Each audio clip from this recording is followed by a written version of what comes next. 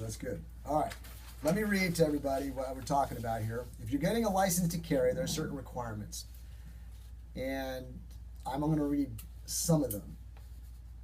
And one of them is, you must not have been convicted of a felony. A felony conviction makes an individual ineligible for a license to carry. A person with deferred adjudication, probation for a felony offense that is not a Title V offense or Chapter 29 Penal Code offense is still not eligible for a period of 10 years. So we're going to be going over that. Then we have 411.171, certain exemptions from convictions. And even though you're convicted, blah, blah, blah, there's certain things and certain things you can't utilize. All individuals must list any arrest or conviction information on the application. We'll talk about that too. A dismissal or conviction set aside is not an expunction. We'll talk about those terms. Also, you must not be currently charged with the commission of a felony. Notice the word currently. Of a felony, a Class A or B misdemeanor, or an equivalent offense, or an offense under Section 42.1 of the Penal Code, disorderly conduct, which a lot of people seem to get a lot of. I guess you can get that pretty easy. Another one is, you must not be a fugitive from justice for a felony or a Class A or B misdemeanor or an equivalent offense. You know, that's kind of like a no-brainer, but we'll go over it anyway.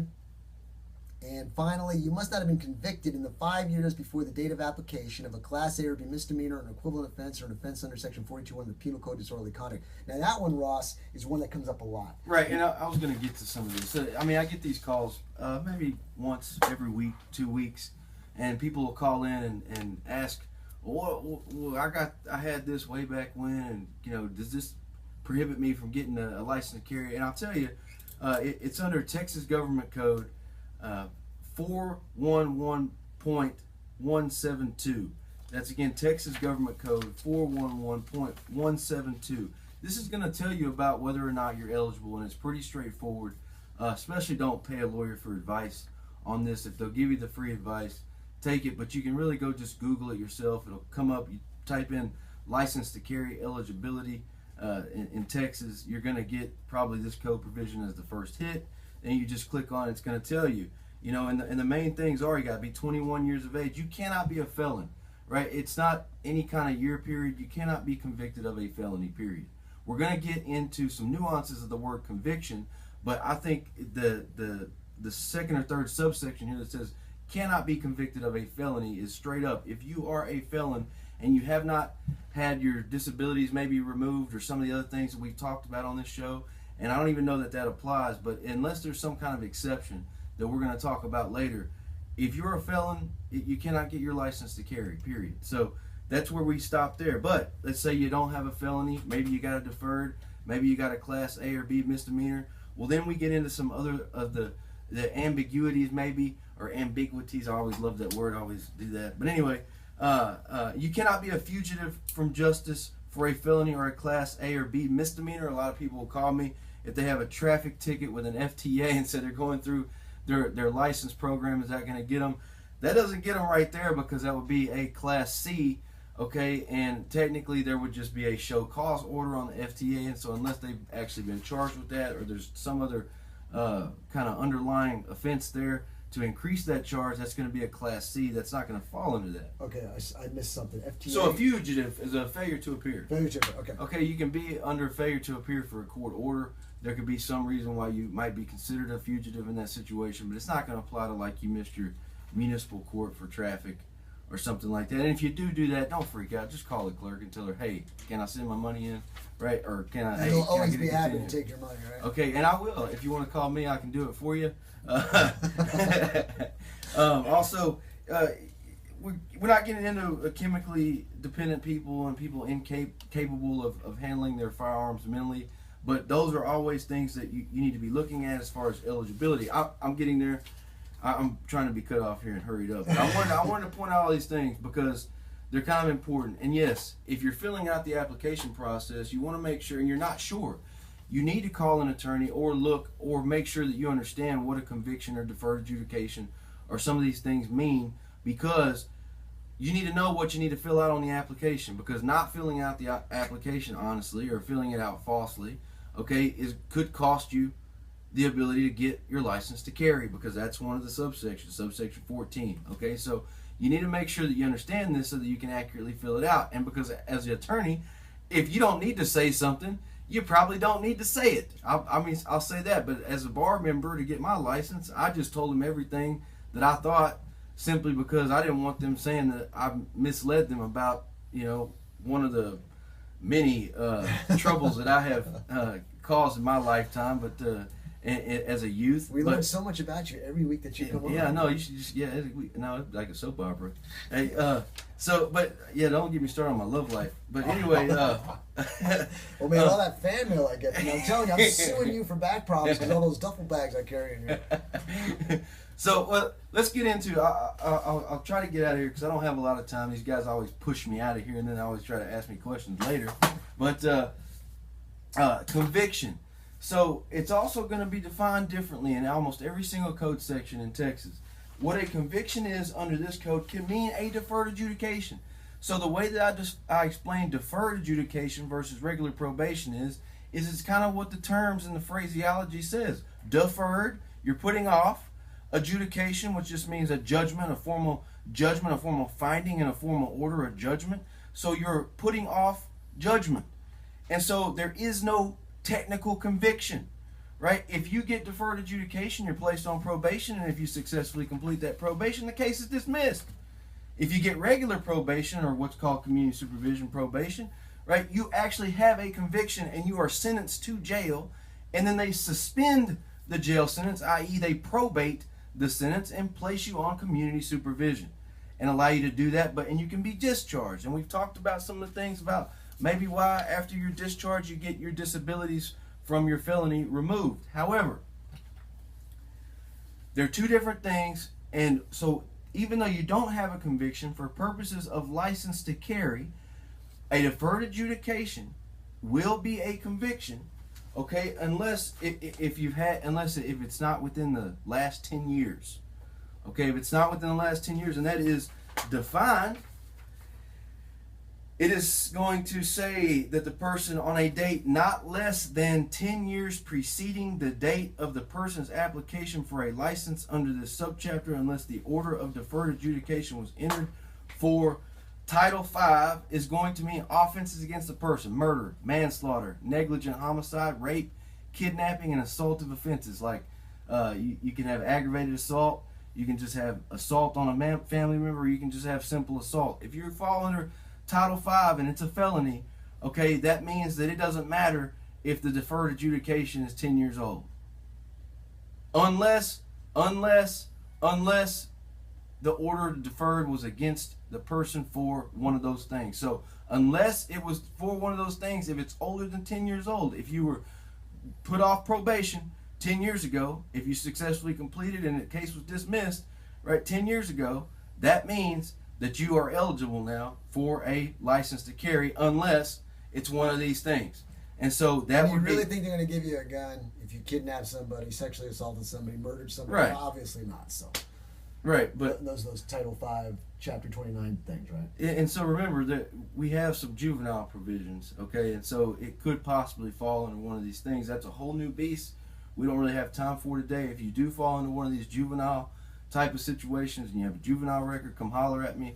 My number is 254-605-4140, or some other kind of attorney that practices this kind of law. But we're not finished. There's more on this list. So we have the Title V, which is offenses against the person, and it's a felony. If it's a felony, it's under Chapter 29, which is robbery, okay, which is some kind of assaultive offense, and to take somebody's property. It's theft and assault mixed together. That's the basic foundation of a robbery, okay. And then we have 25.07 and 25.072 of the Penal Code. Those also kind of fall under assaultive offenses. They're violation of protective orders, family violence protective orders, types of things like that. So if you violated one of those, right, in the last 10 years, and even if you got deferred for it, if it was a felony, you ain't getting a license to carry. If it's section 30.02, right, that means it's burglary. So that would be burglary of a habitation. But if it's under subsection specifically C2 or D of 30.02, okay, so that means a habitation is a second-degree felony. A habitation with intent to commit some kind of violent offense other than theft in the house is a first-degree felony. So if you have a burglary, first or second degree, you're not getting a license to carry even if you got deferred adjudication was over 10 years ago, right? Or some other kind of equivalent offense that we just talked about from another state, you're not going to be able to get a deferred adjudication. So I got to make a point here. A lot of people call me up asking me this. I'm not an attorney. I can't tell them. I can't say, hey, one, I don't know the true story. I don't know 100% of the facts. I'm not an attorney. I can't give you advice. Here you're talking to an attorney. You're listening to an attorney right now. So the bottom line is this. If you have any questions about what he's talking about, or if you've heard these numbers, or you've been arrested or whatever, don't be calling me. You need to call Ross here, and he'll give you the number again. But that's the guy who set you straight for sure, so that'll save you some money, because once you apply for a license to carry, if you get denied, you're out that money. So it would behoove you to give Ross a call. There's also another one you guys should be aware of. It's you have not, in the 5 years preceding the date of the application, been convicted of a Class A or B misdemeanor or equivalent offense, or an offense under Section 4201. And we've talked about 4201. That's basically disorderly conduct. Okay, and so remember that the conviction is a deferred adjudication, is technically not a conviction. And so if you have not had a conviction, if you've had deferred adjudication, all right, well then you're going to fall under the definition of what a deferred adjudication is under the code, which is what we just talked about. A person has not been convicted, okay, as we just mentioned, if an order of deferred adjudication was against the person on a date not less than 10 years preceding the date of the person's application for a license under this subchapter. Now, you say, why would I have to wait 10 years if I got deferred and it ended 6 years ago, and even if I had a conviction, it could have been 5 years ago? Well, I think then you're just going to fall under, and that's a good question, that's a valid question, I think you're just going to fall under what's regularly referred to as a conviction, right, as defined in the government code. And so then it's got to be more than 5 years old. Okay, and so then you could attempt to apply for your license to carry. You cannot currently be restricted under a court protective order subject to a restraining order. Look, this happens in divorce cases. I hate that, but this could very easily happen to you, even if you're a good guy and you're just having problems with your spouse. I see this provision, I'm like, man, I file a restraining order in every dang family law case I have. Every time we want to file a divorce and there's kids involved, I file it for a TRO. It's the first thing we do, just to keep everything on a status quo. And it could be that you fall under some kind of restraining order. Don't freak out. If you get a lawyer, tell your lawyer, hey, I'm going through the license to carry program, right? Can you please tell the other lawyer, can we do something to quash this, lift it, right? I'll agree to what's called a Rule 11 agreement. Then you don't have these problems. Just be a peaceful, reasonable person. I think that you can get it worked out. Again, if it's asking you for specifics on the application, maybe mention it, but say, hey, this happened. She got divorced at the same time, but it's been lifted, and I'm not currently under those provisions. Okay, so don't freak out with any of this. So a lot of this stuff can be worked out, can be reasoned out, can be resolved. Just make sure that you know what you're doing, and if you don't know what you're doing, call somebody that does know what they're doing. Okay. Do you have anybody in mind? I think I know some lawyers. Let me think about it. But, so yeah, and speaking of, I was pretty impressed. I went dove hunting yesterday with Rick Dodd. Invited me out. Don't go dove hunting with Rick. You're not going to get any birds. But no, I'm just playing, Rick. I give him a hard time, but I was impressed. It looked like he's been to some of your training seminars. I tell you what, he put the hurting on a cactus out there. What was he shooting? He's got his 45. I can't remember what the brand was off the top of my head, but man, he got his stance ready and everything. And boy, he let that he must be watching, have it. He must be watching all my videos on my YouTube channel, Aaron's Gun Shop. Go check it out and be as proficient as Super Attorney Rick Dodd. Yeah, super duper for sure. Hey, let me ask you. A lot of people ask me about expunctions. How can I get this off my record? Okay, and so yeah, it's not going to apply to convicted. Means an adjudication of guilt except as provided in this section, right, or an order deferred against a person by a court of competent jurisdiction, whether or not the imposition of the sentence separately probated and the person is discharged. That means it doesn't matter if you got community supervision. The term does not include an adjudication of guilt or an order of deferred adjudication that has been subsequently expunged, pardoned, otherwise vacated, set aside, annulled, invalidated, voided, or sealed under any state law. We talked about that for a whole program, I think, on two different shows. Expunged is basically the thing never existed. You get the arrest and all the records of the arrest gone. You can even go on the public data website, get that gone. Nothing exists. Nobody can pull up anything. You have a petition for non-disclosure. That's what you usually get when you have a deferred. It's really hard to get an expunction if you got a deferred. There may be a couple of exceptions, but generally you can't do it. An expunction is generally for those times when somebody gets charged, or somebody's found innocent, or the cops got the wrong guy, or you've been charged and the DA doesn't know what to do, and so they just sit and don't do anything, and then you move from dismissal, boom, on insufficient evidence, and it's been so long they can't do anything about it. Well, then you can get an expunction possibly, right? But if you get deferred, generally speaking, you're not entitled to an expunction. There are some exceptions, like I said, but you can get a petition for non-disclosure, which means you can get your record sealed. And so if you get your record sealed, right, I think you fall under here because it specifically says sealed under state law. Okay, and if that's true, if you get a petition for non-disclosure, right, that would mean that it would be the same as essentially as a pardon, but they're not the same. You can be a convicted felon, have a felony conviction, and get a pardon from the governor. We talked about some of those things. I've never actually done one of those applications. I started one. But there are some specialists that do that. There's actually an application you can find online. You just Google it, pardon for Texas felony, right? And you can find the application fairly easy to do it yourself, to actually know the people to get it done. I don't know. I mean, Google search just went through the roof right now. Yeah, probably so. But that's some of the things you guys can do. But in expunction, the thing doesn't exist. With a sealing record, you're still going to have a lot of these records available. Okay, these records are going to be available to law enforcement. They're probably going to be available to even some semi-quasi governmental entities. There's going to be a way to find some of the records, but the thing is, when they go to the courthouse and they're looking in the courthouse, they're not going to be able to pull up the file. It's going to be sealed in an envelope, and nobody can really see what it's for. As a private investigator, or working for a private investigator, as its agent when I was in law school, I can tell you that if it's expunged, generally speaking, you're not going to be able to find a record online unless it was published in a newspaper. Okay? For a sealing a record, if you go online, you'll probably still be able to pull up your record, and so that means any job applications you do, they're going to find out that you had something.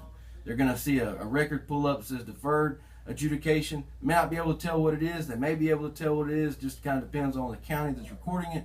But anyway, it really doesn't matter. We're talking about licensed care. I just wanted to point that out. If you get a lawyer that tells you, if you got deferred, I'll get it expunged. That's not necessarily true. I hear that a lot of times. It's not true. You can get it sealed if you fall into a certain class. You're definitely not going to get it sealed if you fall into one of those things we just talked about, one of those other Title V, Chapter 29 type of things. You can't get some assaults sealed, but for those really serious ones, that generally doesn't apply to a petition for non-disclosure. When it says vacated, set aside, annulled, invalidated, I don't want to comment on these. Why? There's going to be, I think, some litigation on these issues to come in the future. There's already been a few good cases come out. We talked about some of the judge's authority that he has to restore your rights if you've been on probation for a felony. It means you would have a conviction. You would be a felon, but he found that you completed your terms of probation successfully, and he restored your rights. Remember, we talked about there's ways to do that. I think there's going to be some debate on if a judge does that, because there was also, talking about the text messages, there was also legislative amendments pushing, because like I said, nobody knows about the judge's right to do that, and the legislature wanted to push and warn folks, and give people notice that the judge has the authority to do that. And so they've added some language in there. I don't want to go on record, right, saying what's going to happen, because I may be the very one of these litigating that topic. So, and I think there's going to be some issues. If you think you fall into vacated, set aside, annulled, invalidated, voided, okay, come holler at me. And what's your number? It's 254-605-4140. That's 254-605-4140. You can email me at benton@watson.legal. That's benton@watson.legalno.com. Okay, 105 East Main Street. I got the big old cow on the side of my building right there in Cameron, across from the courthouse. Look forward to speaking with you. I'm glad happy to be here, man. Now look, you've been on here quite a while now, and we've got a nice library of videos on YouTube, Aaron's Gun Shop YouTube channel.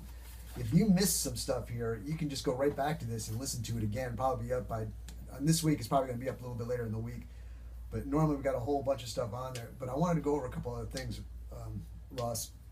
Chemical dependency. I want to talk about that because if you get 2 DWIs within 10 years, they consider you chemically dependent, don't they? I would say there's a good possibility. Yeah, I think there's definitely provisions in there qualifying that. I don't know that that's specifically one. It's got to be a doctor's thing. I think even if you do fall under those provisions, I think you have a presumption, and you can always show that you're not a chemically dependent person, even if you fall under the presumption. So I think there's always a way to show that it's not, but yes, I think that if you're going to have 2 DWIs, you're going to have a problem getting your license anyway. Okay. And I wanted to go over once again, I know you already mentioned this in this segment. And again, they can still deny your license even if you think you qualify under here. The problem is they don't usually do that because then they're going to fall under an equal protection, privileges and immunities type of thing. There's going to be some constitutional due process issues if they do deny you. But I just want you to know, like, they don't have to, it is still an administrative privilege to get one of these, and so you can be denied one of these things even if you feel like you fall within the criteria. The problem is they better have a reason why they're denying you, and they can make exceptions, but they better have a reason why they make exceptions. There's like 2 spheres of law. There's the one sphere of law that's the general law, and then if you want to get your license to carry, it's got other things that are added onto it that may not normally be outside that realm. So if you think, I can go buy a gun, that may be true, but if you can still buy a gun legally and you have something else attached to your history, you may not be able to get a license to carry. So that's why you got to go over. Right, and that's why it kind of was ambiguous there. Like it's the administrative agency. So it is important to see when you're eligible. If you're not going to fall in eligible guidelines, you're probably not going to get it. There's no way you're going to get it. But if you're a felon, they're probably not going to make an exception unless there's some really crazy circumstance, okay, or maybe an out-of-state felony. It was really weird. And maybe you can do some things to fix that. But there's always a way to fight even a determination, I think, of the statutes unless it's absolutely a mandatory provision. Okay, we've only got about a minute and a half left, so I want to ask you this question too. A lot of people ask me, I had this thing a long time ago. I said, I don't know how to answer you. Maybe get a police report to see if it pulls up. All I can say is put it on your application, because if you don't put it on there and they find it, they're going to say, what else are you hiding? And right. If you do put it on there, it may not even be applicable to denying you a license to carry. So what would you say to people when they've got things that they can't find? Where can they go maybe to pull up a police report, if that even helps? Oh yeah, I meant to talk. I'm glad. That's perfect. I'm glad you brought that up. A lot of people ask me about this stuff, and they say, well, where do I go get this? Right. Well, if you were convicted of a felony or you had a felony case, you're most likely going to be in a district court. So if you're, like, for instance, in Milam County, that's the 20th Judicial Court. That's where Judge Youngblood is. Go up to the 3rd floor of the courthouse where the clerk's office is. Ask to see your name under the file under your name. All right. Sometimes they have computers. Go pull it up. If you had a case in misdemeanor, it's going to be county court. So go to the county clerk and look that up. Right, or call a lawyer and ask them where to go in that county if you're still insured. Ross, we're out of time. Tell them one more time real quick how to get a hold of you. Main office, 105 East Main in Cameron. My email is benton@watson.legal, benton@watson.legal. My phone number is 254-605-4140. That's 254-605-4140. And we'll see you on the other side. Thank you. Good job, Ross. Good job, buddy. Thank you. Cameron focuses on cases involving Good personal job. injury That was a good topic. including At Capolino.Fred's law firm, you are never treated like a number. Cases are accepted on a contingency basis, so clients do not have to pay out of their pocket. Contact Capolino.Fred's law firm in Cameron today. That's Call what I heard. I've been 888 promoting NISO firm. Aaron's Gun Shop and High Cap Adventures. If you decide to carry a handgun for self-defense, you better know what you're doing. If you don't, you better learn fast. Not only fast, but thoroughly. Aaron's Gun Shop and High Cap Adventures fills the void between a Johnny wannabe and a person who's been properly trained in the proper handling and use of a firearm. Call me, Matt Petros, at 254-697. Hey, I'm going to read this. I don't know if you want to get involved with this or not. @gmail.com and set up a class or seminar to get you started on the road to proficiency with a firearm for self-defense. Go to our website, aaronsgunshop.com, and review the high cap adventures page. We have seminars to cover most forms of firearms training. Call 254-697-4721 or email me at aaronsgunshop@gmail.com to get more information on how to get started with your training. The time for games is over. Reality starts now. aaronsgunshop.com.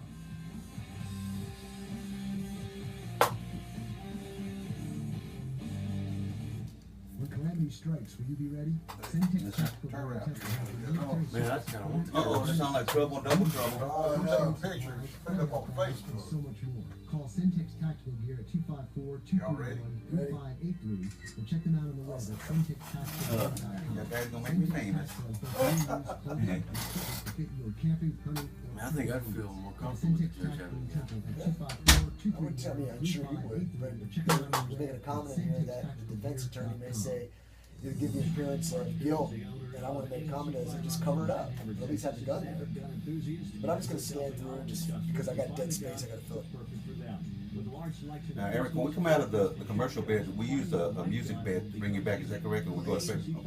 Located at 5819 U.S. Highway 190 in Heidenhammer, or call them 254-983-4417. Pistols, rifles, shotguns, ammo, knives, and a whole lot more. A&C Firearms, 254. When we go to Twin Peaks at the very top of the hour, do I go music bed there also? I want music before the commercial so I know when to shut up, And then that. And then one between the top of the hour, can we put another one in there? No, sir. Once that commercial's over, we go right to this commercial. Gotcha. You got it, my friend. Have you been arrested? Are you in jail and So want this to is it, get right? I'm out? coming up after this. Yes, sir. Call That's Twin correct. Pistol Bail Bonds at 254-697-6035. Twin Pistol Bail Bonds 30 accept seconds. credit cards and debit cards. Call-ins are That's also a hard commercial for me to say. Conduct your business Twin Pistol privately Bail with Bond. Twin That was Pistol like a Bail tongue Bond twister. offices, which are located directly across from the Mineola County Could Sheriff's be. Office at 707 West 4th Street in Camden. You're in jail and you want to get out. Let Twin Pistol Bail Bonds help. Call Twin Pistol Bail Bonds now Thank you. at This one here, too. 254-697-6035 Crap, and it's ask for driving me Dustin crazy. Thomas or Lisa Roden. Twin Pistol Bail Bonds, 254 Can I mention this? 6035. Here we go. Absolutely. Okay.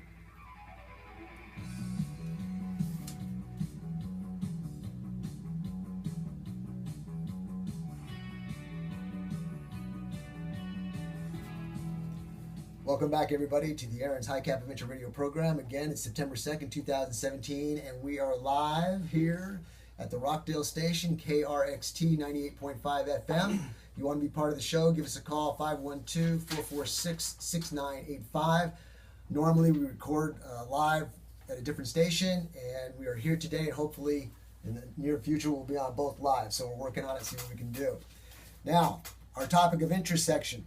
I just tell you what's coming up, what's going on, what you can become part of, and we're going to go over a few different things too. But before we do that, I want to follow up or finish up. I got Attorney Benton Ross Watson here with us to give a couple points on the discussion we were talking about before. So Ross, what do you want to follow up on? Yeah, I got a little confused on your question a while ago. We cleared it up. Yes, so the code actually doesn't say as far as license to carry, specifically DWI. It says within the preceding 10 years, if you had a Class B or above offense involving the use of alcohol or controlled substance. I have a whole different issue with this provision. We don't have time to go into it. I did want to make clear, I really didn't get what you were asking a while ago. I call me. If you think there's something else, yeah, DWI, it's clear you're going to fall into it. Didn't remember seeing that specifically, but the use, and I think there may be some constitutional defenses there. I definitely think there may be some good arguments. Do you want to read for this what we saw? Or do you want to just read that? Oh, it's within the same eligibility requirements. It's within the 17. Let me see here. So it's within the 1711 eligibility requirements. 411 17 172. We were reading 411.1711 1711. This is .172, the eligibility requirements under the Texas Government Code for a license to carry, and that's actually going to be subsection C. An individual has been convicted 2 times within the 10-year period preceding the date on which the person applies for a license, right, of an offense of the grade of Class B misdemeanor or greater that involves the use of alcohol or controlled substance as a statutory element of the offense. This person is a chemically dependent person for purposes of this section and is not qualified to receive a license. Again, So there are some arguments. There are some ambiguities there, and I think that I'm a 50-cent kind of guy, Ross, and you're using dollar words, man. I gotta go look it up, Google it, and all this kind of stuff. All right, so there it is. Go ahead and check it out again on the YouTube channel, Aaron's Gun Shop YouTube channel. It'll be up there in the middle of the week sometime. Now, let me tell you what's going on here. On September 8th is our next round robin. That's this Friday coming up. It wasn't yesterday. It's the next one coming up. And ladies and gentlemen, if you haven't participated in a round robin competition, you don't know what you're missing. If you want to shoot at the range, it doesn't cost $30 to shoot at the range. It costs you $10 all night to shoot. Plus, you've got targets if you're buying ammo. But on the second Friday of the month, we have a round robin competition. It costs you $20 to enter. You get to still shoot all night. You get to compete. You get to learn a lot of good training. And if you're good, or if you win, or somebody else is having a bad day, you might actually win a gun or whatever the prize is at the time. So for $20, you get a lot in the course of a night. So September 8th, the round robin. If you don't know what the round robin is, go to aaronsgunshop.com. Go to the homepage at the top. There's a link. It'll give you all the rules, and then you can go to Aaron's Gun Shop YouTube channel and look at the round robin videos. Shows you kind of what we're doing. But it's a great way to learn how to shoot under stress with accuracy and shooting different handguns. September 9th is my next license to carry class. That'll be Saturday, 2 p.m. For a new person taking the class, it's $60. If you've already got your license and you want to refresh up on all these laws that we go over, the fee for the class is $40. Now, September 1st also had a price change on a lot of different statuses of people going to get their license. The standard issue used to be $140. They now dropped it down to $40. So if you take a class from me brand new, the class is $60. The state fee is $40. For $100, you get your license as long as everything goes and checks well. So check that out. And let's see, September 11th. We all know it's September 11th, so I want you to stay diligent. Acknowledge there's a threat. Be aware of your surroundings. Avoid it if at all possible, but if you can't, engage with extreme prejudice. September 15th is Ladies' Night. Ladies get to use the range time. They get range time free. Guys, when you bring your ladies, I'm taking your money, but she gets to shoot for free. So bring them on. There's a lot of ladies coming. They're having a great time enjoying it. The environment's great for the ladies to be there. It's friendly, very welcoming, so come on and check it out. Seminars. If you go to the aaronsgunshop.com website and go to the High Cap Adventure page, you'll see all the different types of seminars that we provide. And I set a few of them up from time to time, but mostly they're set up by people calling me with groups of 5 or more people. We figure out what they want to accomplish in that seminar. We set it up, and they have a good time, especially when it's all friends and family. They just have a lot more fun because they know everybody. They pick on everybody, and it's okay to do that with family. Now, parties. If you want to have a party, we've got the facility there available at Aaron's. We've got the shooting range. We've got the classroom you can turn into the little party room. We've got the outside area. We've got the shoot house. We've got all sorts of good stuff. So you can have a lot of fun for one of those special parties. I'm not talking little ones. I'm talking corporate parties, businesses, birthday, for probably 18 or olders. Okay, so we got a lot going on. Now, I've got an article here I wanted to read. I still got Attorney Extraordinaire with me. I'm going to read this thing real quick. We Carry Guns. This is an article from the Associated Press by Andrew Welsh Huggins. It says, we carry guns. Armed judges in spotlight after Ohio attack. Columbus, Ohio. More judges are carrying weapons than most people realize, even though attacks on judges remain rare, surveys and experts say. The question of whether judges should be armed got renewed attention this week after an Ohio judge who was carrying a gun was shot outside his courthouse and fired back. Jefferson County Judge Joseph Bruzzese is recovering from the shooting Monday in a hospital along the Ohio River, roughly 30 miles west of Pittsburgh. We carry guns, a judge said in a survey. I now carry an easily accessible handgun with me at all times, another judge said in the Judicial College's April security survey. I received firearms training and continue to practice and receive ongoing gun safety and training. Whether a judge should carry a gun is a frequent question John Muffler gets at the judicial security seminars he teaches around the country. There are plenty of people who carry them now because of their position, and they're aware that there are risks associated with the decisions they make and the positions that they have. He said Muffler retired from the U.S. Marshal Service. Judges should take additional precautions shielding their movements and home addresses when possible, says Muffler and others. They also recommend against judges having guns in the courtroom if other security officials are carrying weapons to reduce the danger of injuries from crossfire. Well, I don't know about that. If I'm allowed to carry it, I'm carrying it. And I'm proficient enough to know I'm not going to shoot in your direction. So that paragraph we can just erase. Next paragraph. Judges with guns in courtrooms also raise the risk of objections from defense attorneys, since it could signal judges' fear of a defendant whose case they're overseeing. Now, I looked at that and I said, I get your point, so then just cover the weapon. This way that problem does. So erase that paragraph. Judges have come to the realization they are not immune from violence, said Lake County Judge Eugene, whatever. The judge estimates about 1 in 10 Ohioans have permits to carry concealed weapons and believe judges carry at a higher rate. He recommends judges with guns to undergo the same training as police officers. Weller said it's up to individual judges to decide whether they should carry a weapon. He said all people who carry guns, including judges, should have the proper training. And I can't agree with that more. Ross, what do you think about that being in the courtroom? Would you like to carry a gun in the courtroom? This is why I love being in Texas. I I don't have to worry about whether the judge carries a firearm on his side, whether that conveys some message to the jury that my client is dangerous. This is Texas. You want to carry a firearm on your side, you carry a firearm on your side. It don't mean you're scared of anybody. Well, what if it he's just got means that it's an exercise of your rights. What about that side-by-side shotgun? It's legal to carry that too, right? In the courtroom? I don't know, man. Well, he's the judge. He can make the rules, right? But I would say that you're gonna get into one of those areas where we say yes, you can carry. By the fact of the carry, is it alarming? Maybe a mall is okay. I would say you go into a courtroom with a shotgun, you're gonna have problems. Yeah, I would think so too. Okay, so yeah, you're definitely gonna have some problems. I don't care whether there's a specific law in the books or not. You're gonna have a disorderly conduct problem. I saw this article. I just thought it was interesting because we're always talking about guns concealed, and the judges, you don't really think about it, but man, if you're a judge and you're making judgments against people and they don't like it, sending somebody away, there's a chance for retaliatory strikes. Well, I think that it's good for the judges to carry weapons. I think if they want to carry it, that's fine.